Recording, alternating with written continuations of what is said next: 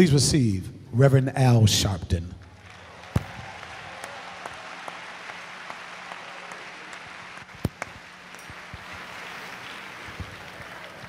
Thank you, Bishop, to the Franklin family and to all of us gathered. Aretha Franklin was not only an unparalleled artist, she was a civil rights activist and freedom fighter. It is easy to celebrate the gifts that God gives. It is more difficult when someone uses those gifts in ways that enhances humanity. Aretha Franklin was given special gifts, but she used it in a special way. And she would not want us to celebrate her without talking about she stood for something. She never shamed us. She never disgraced us. She never made us make excuses for her. She represented the best in our community, and she fought for our community until the end.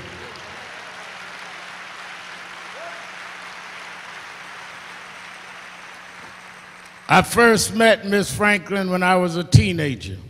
I'd become youth director of New York Operation Breadbasket, and she would come to the strategy meetings with Reverend Jackson.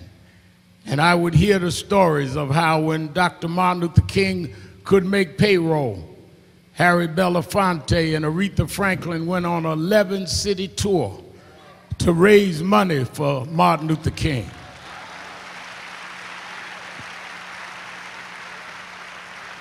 A lot of artists hang up Dr. King's photo, but Aretha went and raised money and gave it and worked free.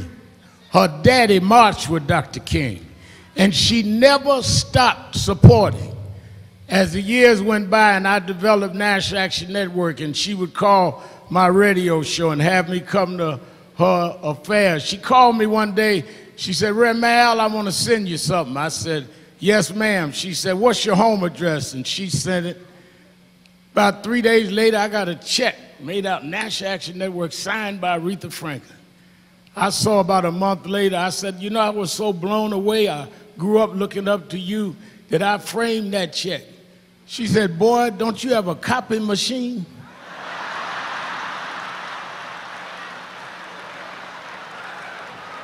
She said, "You don't know how I am with my bank accounts. You better cash that check." And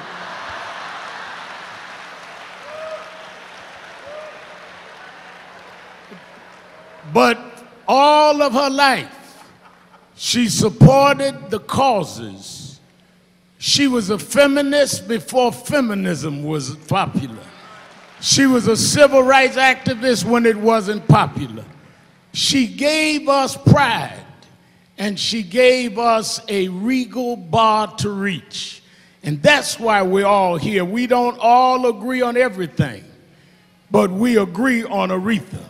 And she fought for everybody. I remember when we were used to picket, Charles Williams and all of us jumping on the record industry, she said, "Now y'all leave Clive Davis alone. He's one of the good ones."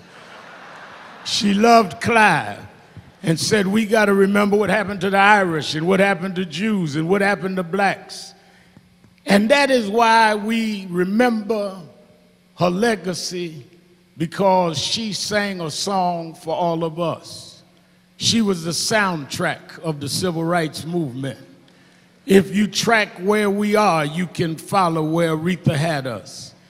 That's why when I look at her and James Brown, whose daughter is here, and others who paid a price, that opened the door, but never forgot where they came from. She was rooted in the black church. She was bathed in the black church. And she took the black church downtown and made folks that didn't know what the Holy Ghost was shout in the middle of a concert.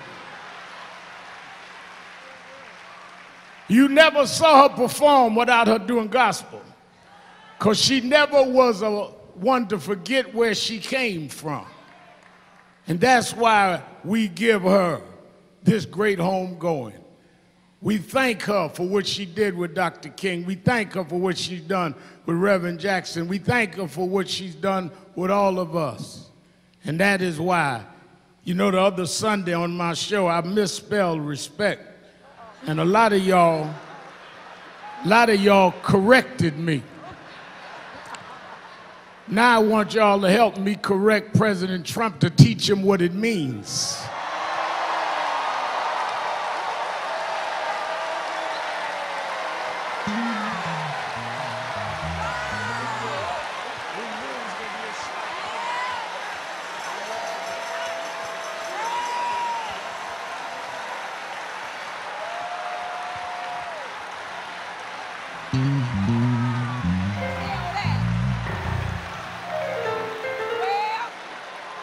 And I say that because when word had went out that Miss Franklin passed, Trump said she used to work for me. No, she used to perform for you. She worked for us. Yes!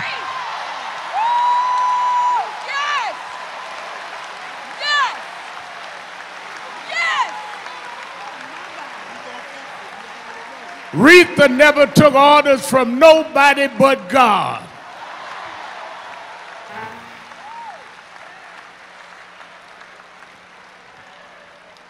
So Aretha, as you get your rest, my mother passed about 6 years ago. President Clinton, my mother and I had a deal. She said, I'll meet you on the other side. You live the way you're supposed to, and I'll see you in heaven. I said, well, Ma, they tell me there is no bodies in heaven, just spirits. How am I going to know you? I know her sons are. How will I know her? She said, I'll tell you, you meet me at the exchange counter. I said, exchange counter? What kind of exchange counter? She said, well, right after you get through the Golden Gates, there's an exchange counter. That's where you hand in your cross to pick up your crown. We watched Aretha bear her cross down here. She had to sing with a broken heart. She had to work when she didn't get paid. She was a black woman in a white man's world. She bared her cross. She fought a good fight. Now it's time to crown the queen. I'll see you at the exchange counter where you can now hand in your cross. Ain't no cancer over there, Aretha. Hand in your cross and pick up your crown.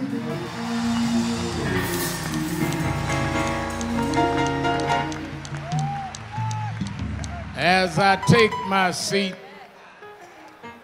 I've been asked to read this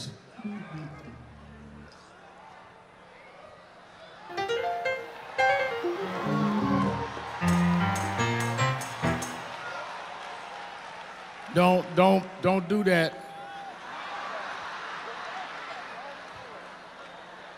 Because I only have 5 minutes and y'all will make me go into something else. Dear friends and family of Aretha, Michelle and I extend our heartfelt sympathies to all of those who gathered in Detroit, and we join you in remembering and celebrating the life of the Queen of Soul. From a young age, Aretha Franklin rocked the world of anyone who had the pleasure of hearing her voice, whether bringing people together through thrilling intersections of genres or advancing important causes through the power of song. Aretha's work reflected the very best of the American story, in all of its hope and heart, its boldness and its unmistakable beauty. In the examples she set both as an artist and a citizen, Aretha embodied those most revered virtues of forgiveness and reconciliation, while the music she made captured some of our deepest human desires, namely affection and respect. And through her voice, her own voice, Aretha lifted those of millions, empowering and inspiring the vulnerable, the downtrodden, and everyone who may have just needed a little love. Aretha truly was one of a kind, and as you pay tribute, know we'll be saying a little prayer for you, and we'll be thinking of all of Aretha's loved ones in the days and weeks to come.